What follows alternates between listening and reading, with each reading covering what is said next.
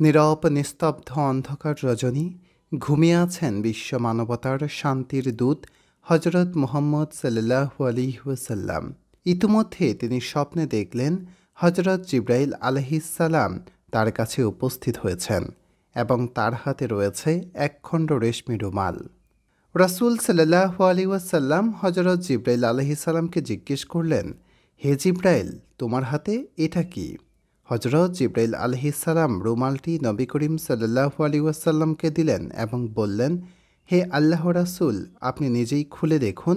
রুমালটি খুললেই আপনি দেখতে পাবেন এর মধ্যে কি রয়েছে।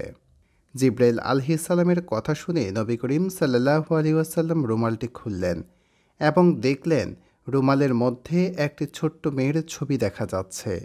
ছবিটি দেখে তিনি চিনে ফেললেন, এটা তো আমার প্রিয় বন্ধু আবু বকরের মেয়ে আয়েশা। নবী করিম সাল্লাল্লাহু আলাইহি ওয়াসাল্লাম তখন জিব্রাইল আলাইহিসসালামকে লক্ষ্য করে বললেন, হে জিব্রাইল, আমাকে কেন এই ছবি দেখানো হয়েছে? হজরত জিব্রাইল আলাইহিসসালাম উত্তরে বললেন, হে আল্লাহর রাসূল, ইনি হবেন সৌভাগ্যবতী সেই নারী যিনি এই জীবনে এবং পরজীবনে আপনার স্ত্রী হবেন এবং তার সঙ্গে এবং ভালোবাসায় আপনি আপনার সকল দুঃখ কষ্ট ভুলে যাবেন। এগুলো বলে হজরত জিব্রাইল আলাইহিসসালাম সেখান থেকে বিদায় নিলেন। এদিকে হজরত জিব্রাইল আলাইহিসসালাম বিদায় নেওয়ার সাথে সাথে নবীজি সাল্লাল্লাহু আলাইহি ওয়াসাল্লামের ঘুম ভেঙে গেল। তিনি বিছানা থেকে উঠে ঘরের মধ্যে পায়চারি করতে লাগলেন আর ভাবতে লাগলেন, আবু বকরের মেয়ে তো এখন অনেক ছোট। সে সারাদিন ছোটাছুটি এবং বান্ধবীদের সাথে খেলাধুলায় মত্ত থাকে। কিভাবে এত ছোট মেয়েটি আমার স্ত্রী হিসেবে পরিগণিত হবে? এই সকল চিন্তায় রাসূল সাল্লাল্লাহু আলাইহি ওয়াসাল্লাম অস্থির হয়ে পড়লেন। এভাবে নবীজি সাল্লাল্লাহু আলাইহি ওয়াসাল্লাম পরপর ৩ রাত একই স্বপ্ন দেখলেন, যার ফলে তার মন থেকে সকল প্রকারের সংশয় দূর হয়ে গেল। তিনি বুঝে নিলেন মহান আল্লাহ তাআলার এই ইচ্ছাতেই অগণিত কল্যাণ নিহিত রয়েছে। প্রিয় দর্শক, বাস্তবিক পক্ষেও একটু বিশ্লেষণ করলে দেখা যায় নবী করিম সাল্লাল্লাহু আলাইহি ওয়াসাল্লামের সাথে হজরত আয়েশা রাদিয়াল্লাহু তাআলা আনহা এর বিবাহ সাধারণ কোনো বিবাহ ছিল না, বরং হজরত আয়েশা রাদিয়াল্লাহু তাআলা আনহা এর বিবাহ মুসলিম উম্মার জন্য সীমাহীন কল্যাণ বয়ে এনেছিল। এটি ছিল মুসলিম উম্মার জন্য একটি শিক্ষণীয় দৃষ্টান্ত, যেখানে রাসূল সাল্লাল্লাহু আলাইহি ওয়াসাল্লাম ব্যক্তি জীবন ও দাম্পত্য জীবন থেকে গোটা মুসলিম জাতি ইসলাম শিক্ষা গ্রহণ করতে পেরেছে। বিশেষ করে একটি নারীর জ্ঞান অর্জন ও ধর্মীয় বিষয়ে অংশগ্রহণের পথ সুগম করেছে। হজরত আয়েশা রাদিয়াল্লাহু তাআলা আনহা ছিলেন একজন বিদুষী মহিলা। রাসূল সাল্লাল্লাহু আলাইহি ওয়াসাল্লামের স্ত্রী হিসেবে তিনি ইসলামের বিভিন্ন বিষয়ে গভীর জ্ঞান অর্জন করেছিলেন। তার মাধ্যমে এমন অনেক হাদিস বর্ণিত হয়েছে যা বাহিরের কোনো ব্যক্তির মাধ্যমে প্রকাশ পাওয়া সম্ভব নয়। এছাড়াও তার দাম্পত্য জীবন থেকে মুসলিম নারীরা পারিবারিক জীবনে রাসূল সাল্লাল্লাহু আলাইহি ওয়াসাল্লামের আদর্শ অনুসরণ করার শিক্ষা লাভ করে। এরপর একদিন নবীজি সাল্লাল্লাহু আলাইহি ওয়াসাল্লাম হজরত খাদিজা রাদিয়াল্লাহু তাআলা আনহার ইন্তেকালের পর তার একাকিত্ব সময় কাটানোর জন্য হজরত আবু বকর সিদ্দিক রাদিয়াল্লাহু তাআলা আনহুর বাড়িতে আসলেন। নবী করিম সাল্লাল্লাহু আলাইহি ওয়াসাল্লাম হজরত আবু বকর রাদিয়াল্লাহু তাআলা আনহুর বাড়িতে পৌঁছে দেখলেন ছোট্ট আয়েশা রাদিয়াল্লাহু তাআলা আনহা তার বান্ধবীদের সাথে পুতুল নিয়ে খেলা করছে। তাকে এভাবে খেলতে দেখে নবী করিম সাল্লাল্লাহু আলাইহি ওয়াসাল্লামের মনে খানিকটা কৌতূহল জাগল। তিনি এগিয়ে এলেন ছোট্ট আয়েশার দিকে এবং তাকে লক্ষ্য করে বললেন, হে আয়েশা, তুমি কি করছো? আর তোমার হাতে ওটা কি? ছোট্ট আয়েশা রাদিয়াল্লাহু তাআলা আনহা শিশুসুলভ উত্তরে বললেন, আমি খেলা করছি, আর আমার হাতে এটা তো আমার ঘোড়া। নবী করিম সাল্লাল্লাহু আলাইহি ওয়াসাল্লাম একটু অবাক হওয়ার ভান করে বললেন, আচ্ছা ঠিক আছে, বুঝলাম, কিন্তু তোমার ঘোড়া যে পাখা আছে দেখছি, ঘোড়ার তো পাখা হয় না। ছোট্ট আয়েশা রাদিয়াল্লাহু তাআলা আনহা নবীজি সাল্লাল্লাহু আলাইহি ওয়াসাল্লামের এই কথা শোনার সাথে সাথে উত্তরে বললেন, কে বলেছে ঘোড়ার পাখা হয় না? আপনি কি জানেন না আল্লাহর নবী হযরত সুলাইমান আলাইহিস সালামের ঘোড়ায় পাখা ছিল? ছোট্ট আয়েশা রাদিয়াল্লাহু তাআলা আনহার এই জবাব শুনে নবী করিম সাল্লাল্লাহু আলাইহি ওয়াসাল্লাম খুব হাসলেন। হজরত আয়েশা রাদিয়াল্লাহু তাআলা আনহা পরবর্তী সময়ে বলেছিলেন, সেদিন আমার উত্তরে রাসূল সাল্লাল্লাহু আলাইহি ওয়াসাল্লাম এমনভাবে হেসেছিলেন যে আমি তার নুরানি দাঁতের মাড়ি পর্যন্ত দেখতে পেরেছিলাম। নবীজি সাল্লাল্লাহু আলাইহি ওয়াসাল্লাম হযরত আয়েশা রাদিয়াল্লাহু তাআলা আনহার প্রখর মেধার ব্যাপারে আগে থেকেই জানতেন, কিন্তু আজকের ঘটনাটি তার মনে নতুন করে রেখাপাত করল। তিনি ছোট্ট আয়েশার দিকে তাকিয়ে ভাবলেন, এই কারণেই কি মহান আল্লাহ তাআলা এই ছোট্ট মেয়েকে আমার স্ত্রী হিসেবে গ্রহণ করার সিদ্ধান্ত নিয়েছেন? হয়তো তার প্রতিভা, স্মৃতিশক্তির মাঝেই নিহিত আছে আমার উম্মতের ভবিষ্যৎ কল্যাণ। বাস্তবেই নবী করিম সাল্লাল্লাহু আলাইহি ওয়াসাল্লামের এই ধারণা সত্য হয়েছে। অর্থাৎ সর্বাধিক হাদিস বর্ণনাকারী ৭ জন সাহাবীর মধ্যে হযরত আয়েশা রাদিয়াল্লাহু তাআলা আনহা ছিলেন অন্যতম। তার প্রখর মেধার বদৌলতে তিনি একাই নবীজি সাল্লাল্লাহু আলাইহি ওয়াসাল্লামের ২,২১০টি হাদিস বর্ণনা করেছেন। খাওলা বিনতে হাকিম ছিলেন নবী করিম সাল্লাল্লাহু আলাইহি ওয়াসাল্লামের প্রাণপ্রিয় স্ত্রী হযরত খাদিজা রাদিয়াল্লাহু তাআলা আনহার অন্তরঙ্গ বান্ধবী। হযরত খাদিজা রাদিয়াল্লাহু তাআলা আনহার ইন্তেকালের পর তিনি নবী করিম সাল্লাল্লাহু আলাইহি ওয়াসাল্লামের পক্ষ থেকে সাউদা বিনতে জামার নিকট বিবাহের প্রস্তাব নিয়ে গিয়েছিলেন। তার মাধ্যমেই নবীজির সাথে হযরত সাউদা রাদিয়াল্লাহু তাআলা আনহার বিবাহ সংঘটিত হয়েছিল। যেহেতু খাওলা বিনতে হাকিম নবী করিম সাল্লাল্লাহু আলাইহি ওয়াসাল্লামের পূর্বের এক বিবাহের ক্ষেত্রে অবদান রেখেছিলেন, তাই একদিন রাসূল করিম সাল্লাল্লাহু আলাইহি ওয়াসাল্লাম খাওলা বিনতে হাকিমের বাড়িতে আগমন করলেন এবং তার সামনে উপস্থিত হয়ে তার নিকট স্বপ্নের আদ্যোপান্ত খুলে বললেন এবং হযরত আবু বকর রাদিয়াল্লাহু তাআলা আনহুর নিকট এই বিবাহের প্রস্তাব নিয়ে যাওয়ার জন্য আদেশ করলেন। নবীজি সাল্লাল্লাহু আলাইহি ওয়াসাল্লাম যখন খাওলা বিনতে হাকিমের নিকট স্বপ্নের পূর্ণ ঘটনা খুলে বললেন এবং খাওলা বিনতে হাকিম অত্যন্ত খুশি হলেন এবং তিনি নবীজি সাল্লাল্লাহু আলাইহি ওয়াসাল্লামের বিবাহের প্রস্তাব নিয়ে হযরত আবু বকর সিদ্দিক রাদিয়াল্লাহু তাআলা আনহুর বাড়ির উদ্দেশ্যে রওনা হলেন। খাওলা বিনতে হাকিম যখন হযরত আবু বকর সিদ্দিক রাদিয়াল্লাহু তাআলা আনহুর বাড়িতে উপস্থিত হলেন, তখন হযরত আবু বকর সিদ্দিক রাদিয়াল্লাহু তাআলা আনহু বাড়িতে ছিলেন না। তাকে না পেয়ে খাওলা বিনতে হাকিম হযরত আবু বকর রাদিয়াল্লাহু তাআলা আনহুর স্ত্রী উম্মে রুমানের নিকট গমন করলেন এবং তাকে নবীজির পক্ষ থেকে বিবাহের বিষয়ে সম্পূর্ণ ঘটনা খুলে বললেন। খাওলা বিনতে হাকিমের কাছ থেকে সম্পূর্ণ ঘটনা শুনে উম্মে রুমাল অত্যন্ত আনন্দিত হলেন। খুশিতে তার বাকরুদ্ধ হয়ে যাওয়ার মতো অবস্থা। তিনি অপেক্ষায় ছিলেন কখন এই শুভ সংবাদটি আবু বকর সিদ্দিক রাদিয়াল্লাহু তাআলা আনহুর কাছে পৌঁছাবেন। এদিকে হযরত খাওলা বিনতে হাকিম যখন বাড়ি থেকে বের হওয়ার প্রস্তুতি নিচ্ছিলেন, ঠিক তখনই হযরত আবু বকর রাদিয়াল্লাহু তাআলা আনহু বাড়িতে প্রবেশ করলেন। হযরত আবু বকর রাদিয়াল্লাহু তাআলা আনহুর উপস্থিতি দেখে খাওলা বিনতে হাকিম মহান আল্লাহ তাআলার দরবারে শুকরিয়া আদায় করলেন এবং হযরত আবু বকর রাদিয়াল্লাহু তাআলা আনহুকে লক্ষ্য করে বললেন, হে আবু বকর, আপনি খেয়াল করে শুনুন, নবীজি সাল্লাল্লাহু আলাইহি ওয়াসাল্লাম আপনার মেয়ে আয়েশার সাথে তার বিবাহের প্রস্তাব পাঠিয়েছেন। এতে আপনার মতামত আমাকে খুলে বলুন। হযরত খাওলা বিনতে হাকিমের মুখ থেকে এ কথা শুনে হযরত আবু বকর রাদিয়াল্লাহু তাআলা আনহু খুশিতে আত্মহারা হয়ে গেলেন, কেননা তিনিও নবী করিম সাল্লাল্লাহু আলাইহি ওয়াসাল্লামের সাথে আত্মীয়তার সম্পর্ক করতে চেয়েছিলেন, কিন্তু কখনো তিনি মুখ ফুটে বলতে পারেননি। আর আজ যেহেতু নবী করিম সাল্লাল্লাহু আলাইহি ওয়াসাল্লাম নিজ থেকেই প্রস্তাব পাঠিয়েছেন, তাই তিনি খুব আনন্দিত হলেন এবং আল্লাহর দরবারে অসংখ্য শুকরিয়া আদায় করলেন। আর তিনি বুঝে নিলেন অবশ্যই এটা আল্লাহর পক্ষ থেকে হুকুম স্বরূপ, আর স্বয়ং আল্লাহ তাআলাই চাইছেন যেন আমি আমার মেয়েকে নবীজির নিকট বিবাহের ব্যবস্থা করে দেই। হযরত আবু বকর সিদ্দিক রাদিয়াল্লাহু তাআলা আনহু একটা বিষয়ে চিন্তিত হয়ে পড়লেন এবং হযরত খাওলা বিনতে হাকিমকে লক্ষ্য করে বললেন, হে খাওলা, এই বিয়ে কিভাবে হতে পারে? রাসূল সাল্লাল্লাহু আলাইহি ওয়াসাল্লাম তো আমার ভাই এবং আমার মেয়ে আয়েশা তো তার ভাতিজি, আর ভাতিজির সাথে তো বিয়ে হতে পারে না। হযরত আবু বকর সিদ্দিক রাদিয়াল্লাহু তাআলা আনহুর কথা শুনে হযরত খাওলা বিনতে হাকিম রাসূল পাক সাল্লাল্লাহু আলাইহি ওয়াসাল্লামের কাছে সমাধান জানতে চাইলেন এবং নবী করিম সাল্লাল্লাহু আলাইহি ওয়াসাল্লামের নিকট বিষয়টি খুলে বললেন। খাওলা বিনতে হাকিমের কথা শুনে নবী করিম সাল্লাল্লাহু আলাইহি ওয়াসাল্লাম মুচকি হেসে জবাব দিলেন, আবু বকর তো আমার আপন ভাই না এবং তার সাথে আমার রক্তের কোনো সম্পর্ক নেই, সে তো আমার ধর্মীয় ভাই। সেক্ষেত্রে এই বিবাহ সম্পন্ন করতে কোনো বাধা নেই। প্রিয় নবীর কথা শেষ হওয়ার পর খাওলা বিনতে হাকিম খুশি মনে হযরত আবু বকর সিদ্দিক রাদিয়াল্লাহু তাআলা আনহুকে এই খুশির সংবাদ প্রদানের উদ্দেশ্যে তার নিকট উপস্থিত হলেন এবং তাকে সব কিছু খুলে বললেন। হজরত আবু বকর রাদিয়াল্লাহু তাআলা আনহু সব শুনে অত্যন্ত আনন্দিত হলেন এবং তার অন্তরে খুশির বন্যা বইতে লাগল। এদিকে ছোট্ট আয়েশা রাদিয়াল্লাহু তাআলা আনহা তাদের এক প্রতিবেশীর বাড়িতে সখীদের সাথে পুতুল খেলায় মত্ত ছিলেন। এমন সময় তার মাতা তাকে নিয়ে আসলেন এবং বাড়িতে পৌঁছে হজরত আয়েশা রাদিয়াল্লাহু তাআলা আনহুকে গোসল করিয়ে সুন্দর পোশাকে বিয়ের সাজে সজ্জিত করলেন। এরপর তার মা তাকে নিয়ে বিবাহের স্থানে উপস্থিত হলেন। বিবাহের অনুষ্ঠানে একেবারে ছোট পরিসরে করা হলো। সেখানে উপস্থিত ছিলেন একমাত্র হজরত আয়েশা রাদিয়াল্লাহু তাআলা আনহার মা উম্মে রুমান, হজরত আবু বকর রাদিয়াল্লাহু তাআলা আনহু, দুজন সাহাবী এবং রাসূল পাক সাল্লাল্লাহু আলাইহি ওয়াসাল্লাম।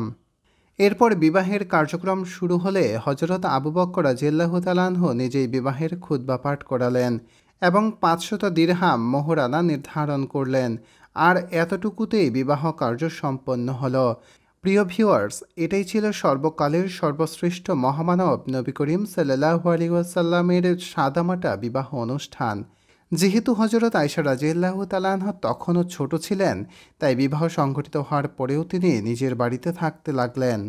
এরপর নবী করিম সাল্লাল্লাহু আলাইহি ওয়াসাল্লাম সকলের মাঝে ইসলামী দাওয়াত কার্যক্রম চালিয়ে যেতে লাগলেন। কিন্তু মক্কার কাফিররা এটা সহ্য করতে পারল না, বরং তারা মুসলমানদের উপর অমানবিক অত্যাচার শুরু করে দিল। শুধু তাই নয়, এক পর্যায়ে তারা নবী করিম সাল্লাল্লাহু আলাইহি ওয়াসাল্লামকে হত্যার ষড়যন্ত্র করতে লাগল। এদিকে মহান আল্লাহ তাআলা নবীজিকে মদিনায় হিজরতের অনুমতি প্রদান করলেন।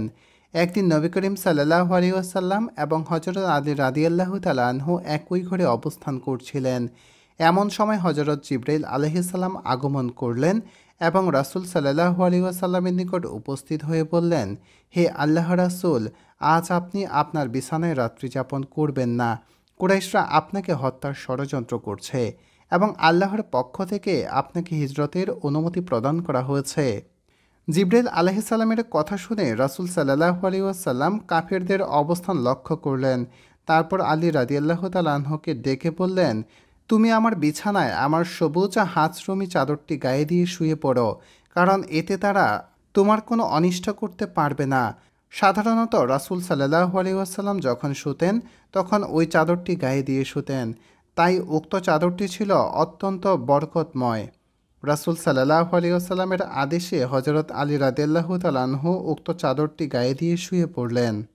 এরপর যখন রাতের আধার গভীর হলো, তখন কুরাইশদের চোখ ফাঁকি দিয়ে নবী করিম সাল্লাল্লাহু আলাইহি ওয়াসাল্লাম হযরত আবু বকর রাদিয়াল্লাহু তাআলা আনহুর বাড়িতে উপস্থিত হলেন। যখন তিনি ঘরে প্রবেশ করলেন, তখন ভিতরে আবু বকর রাদিয়াল্লাহু তাআলা আনহু, তার বোন আসমা এবং তার দুই কন্যা ব্যতীত আর কেউই সেখানে উপস্থিত ছিল না। রাসূল সাল্লাল্লাহু আলাইহি ওয়াসাল্লাম বললেন, তোমার নিকট যারা আছে তাদেরকে সরিয়ে দাও। আবু বকর রাদিয়াল্লাহু তাআলা আনহু বললেন, ওরা তো আমার কন্যাদ্বয়ী ইয়া রাসূলুল্লাহ, আমার পিতামাতা আপনার জন্য কুরবান হোক, এরা থাকলে আর কী বা আসে যায়। এরপর নবীজি সাল্লাল্লাহু আলাইহি ওয়াসাল্লাম বলেন, আল্লাহ তাআলা আমাকে বেরিয়ে পড়ার এবং মদিনায় হিজরত করার অনুমতি প্রদান করেছেন। এই কথা শুনে হযরত আবু বকর রাদিয়াল্লাহু তাআলা আনহু বললেন, ইয়া রাসূলুল্লাহ, আমি কি আপনার সহচর রূপে থাকব? তিনি উত্তরে বললেন, হ্যাঁ, তুমিও আমার সঙ্গে থাকবে। এরপর রাসূল সাল্লাল্লাহু আলাইহি ওয়াসাল্লাম মক্কা শরীফ থেকে মদিনার উদ্দেশ্যে রওনা করার মনস্থির করলেন এবং আবু বকর রাদিয়াল্লাহু তাআলা আনহুর বাড়ির পিছনে এক খিড়কি দ্বার দিয়ে দুজনে বেরিয়ে প্রথমে তারা গাড়ি সুরের উদ্দেশ্যে রওনা হলেন। গাড়ি সুরে রাসূল সাল্লাল্লাহু আলাইহি ওয়াসাল্লাম হযরত আবু বকর রাদিয়াল্লাহু তাআলা আনহুকে সাথে নিয়ে 3 দিন অবস্থান করলেন। এরপর চলতে চলতে তারা এক সময় উম্মে মাবুদের তাঁবুর পাশ দিয়ে অতিক্রম করতে লাগলেন। উম্মে মাবুদ ছিলেন একজন সদাচরণকারী দানশীল মহিলা। সেই সময় তার তাঁবুর পাশ দিয়ে অতিক্রমকারী লোককেই পানাহার করাতো। রাসূল সাল্লাল্লাহু আলাইহি ওয়াসাল্লাম এবং আবু বকর রাদিয়াল্লাহু তাআলা আনহু যখন তার তাঁবু অতিক্রম করছেন, তখন তারা তার কাছে জিজ্ঞেস করলেন, তোমার কাছে খাবারের কিছু আছে কি?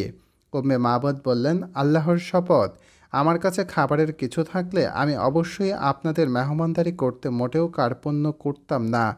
মূলত সেটা ছিল দুর্ভিক্ষের বছর। খাদ্যের অভাবে উম্মে মাবুদের বকরিগুলোও শুকিয়ে গিয়েছে। এরপর রাসূল সাল্লাল্লাহু আলাইহি ওয়াসাল্লাম এক পাশে একটি বকরি দেখতে পেলেন। তিনি উম্মে মাবুদকে লক্ষ্য করে বললেন, উম্মে মাবুদ, এই বকরিটি এখানে কেন? উম্মে মাবুদ উত্তরে বলল, দুর্বলতার কারণে এটি অন্যান্য বকরিদের সাথে চলতে পারে না, তাই এটি পিছনে রয়ে গেছে। নবী সাল্লাল্লাহু আলাইহি ওয়াসাল্লাম বলেন, এই বকরিটি কি দুধ দেয়? উম্মে মাবদ বলল, এটি তো দুর্বলতার কারণে চলতেই পারে না, দুধ দিবে কোত্থেকে? এরপর নবী করিম সাল্লাল্লাহু আলাইহি ওয়াসাল্লাম বলেন, তুমি কি আমাকে এটি দহন করার অনুমতি দিবে? উম্মে মাবদ বলল, আমার মাতাপিতা আপনার জন্য কুরবান হোক, আপনি যদি তাতে কোনো দুধ দেখেন তাহলে দহন করতে পারেন।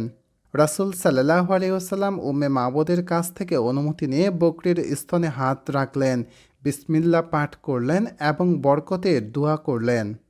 নবী করিম সাল্লাল্লাহু আলাইহি ওয়াসাল্লামের বরকতের দোয়ার সাথে সাথে দুধে বকরির স্তন পূর্ণ হয়ে গেল। তিনি পাত্র আনতে বললেন, পাত্র আনার পর তাতে দুধ দহন করলেন, পাত্র ভর্তি হয়ে গেল। এরপর রাসূল সাল্লাল্লাহু আলাইহি ওয়াসাল্লাম তৃপ্তি সহকারে দুধ পান করলেন এবং তার সাথীরাও দুধ পান করল। নবী করিম সাল্লাল্লাহু আলাইহি ওয়াসাল্লাম পুনরায় পান করলেন। দ্বিতীয়বার তিনি পাত্র ভর্তি করে দুধ দহন করলেন এবং উম্মে মাবদকে দুধ ভর্তি পাত্রটি দিয়ে তারপর তাঁবু ত্যাগ করলেন। কিছুক্ষণ পর উম্মে মাবদের স্বামী আবু মাবদ বকরি চড়িয়ে তাঁবুতে ফিরে আসলো। তাঁবুতে দুধ দেখে আবু মাবদ আশ্চর্যান্বিত হয়ে জিজ্ঞেস করলেন, তুমি দুধ কোত্থেকে পেলে? বকরিগুলো খাদ্যের অভাবে শুকিয়ে যাচ্ছে, বাড়িতে তো কোনো দুধের ছাগল নেই যেখান থেকে দুধের ব্যবস্থা হবে। উম্মে মাবদ বলল, আল্লাহর শপথ, আমাদের কাছে এমন একজন বরকতময় লোক অতিক্রম করেছে যার হাতের ছোঁয়ায় আমাদের জীর্ণ শীর্ণ বকরিতে দুধ চলে আসে, যা থেকে তিনি সহ তার সাহাবীরাও অত্যন্ত তৃপ্তি সহকারে দুধ পান করে তারপর এ পাত্র ভর্তি করে রেখে তিনি বিদায় নেন। এই কথা শুনে আবু মাবদ বলল, আল্লাহর শপথ, আমার ধারণা এই লোকটিকেই কুরাইশরা হন্য হয়ে খুঁজছে। হে উম্মে মাবদ, আমার কাছে তার গুণাগুণ বর্ণনা করো। তারপর উম্মে মাবদ আবু মাবদের কাছে রাসূল সাল্লাল্লাহু আলাইহি ওয়াসাল্লামের উজ্জ্বল রং, জলজলে মুখ, সুমধুর আচরণ অত্যন্ত চমৎকার এবং হৃদয়গ্রাহী করে রাসূলের গুণাগুণ এবং পরিচয় তুলে ধরল। উম্মে মাবদের কাছে রাসূল সাল্লাল্লাহু আলাইহি ওয়াসাল্লামের প্রশংসা ও গুণাবলী শুনে আবু মাবদ বলল, আল্লাহর শপথ, নিশ্চয়ই এই ব্যক্তিই হচ্ছেন তিনি যার সম্পর্কে কুরাইশরা বলাবলি করছে এবং যাকে তারা খুঁজে বেড়াচ্ছে। আমার ইচ্ছা ছিল যে আমি তার সাথে হয়ে যাই, আমি যদি সুযোগ পাই তাহলে অবশ্যই তার সঙ্গী হব। এদিকে নবী করিম সাল্লাল্লাহু আলাইহি ওয়াসাল্লাম চলতে চলতে মদিনায় পৌঁছে গেলেন। মদিনায় পৌঁছানোর পর একদিন হযরত জিবরাইল আলাইহিস সালাম নবীজি সাল্লাল্লাহু আলাইহি ওয়াসাল্লামের কাছে এসে বললেন, হে আল্লাহর নবী, আয়েশা আপনার স্ত্রী, তাকে ঘরে তুলুন। এই কথা বলে হযরত জিবরাইল আলাইহিস সালাম সেখান থেকে বিদায় নিলেন। এর কিছুক্ষণ পর হযরত আবু বকর রাদিয়াল্লাহু তাআলা আনহু রাসূলের কাছে এসে একই প্রশ্ন করলেন। তিনি বললেন, ইয়া রাসূলুল্লাহ, আপনার স্ত্রী আয়েশাকে ঘরে তুলে নিচ্ছেন না কেন? উত্তরে রাসূল সাল্লাল্লাহু আলাইহি ওয়াসাল্লাম বলেন, সাদাক, অর্থাৎ আমার কাছে মোহর আদায় করার মতো কোনো টাকা নেই। সাদাক বলা হয় মোহরের টাকাকে, যা বিবাহের সময় স্ত্রীকে পরিশোধ করতে হয়। আবু বকর রাদিয়াল্লাহু তাআলা আনহুর নিকট কোনো জাগতিক মূল্য দিয়ে রাসূল সাল্লাল্লাহু আলাইহি ওয়াসাল্লাম তুলনা করার অবকাশ ছিল না। তিনি রাসূল সাল্লাল্লাহু আলাইহি ওয়াসাল্লামকে প্রয়োজনীয় টাকা ধার দিলেন। রাসূল সাল্লাল্লাহু আলাইহি ওয়াসাল্লাম দেরি না করে সেই টাকা হযরত আয়েশা রাদিয়াল্লাহু তাআলা আনহার কাছে পাঠিয়ে দিলেন। জাহিলি যুগে নারীদের কোনো অধিকার ছিল না। মোহরের টাকা মেয়েকে না দিয়ে মেয়ের বাবা নিজেই সেই টাকা আত্মসাৎ করত। নবী করিম সাল্লাল্লাহু আলাইহি ওয়াসাল্লাম এক এক করে সমাজের এসব দুর্নীতি দূর করতে থাকেন এবং ইসলামের সমাজ ব্যবস্থা প্রতিষ্ঠা করেন।